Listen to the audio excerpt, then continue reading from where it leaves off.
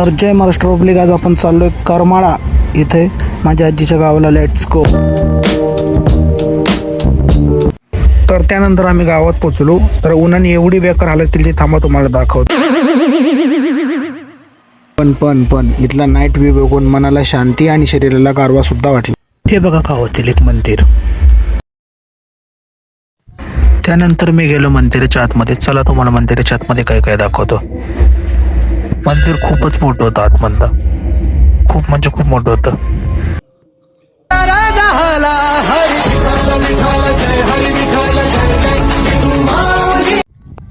तर इतक्या लांबून सुद्धा मंदिर फार स्पष्ट दिसते. तर हाच होता आजचा ब्लॉग. चॅनलला सबस्क्राईब आणि व्हिडिओला लाईक करायला विसरू नका.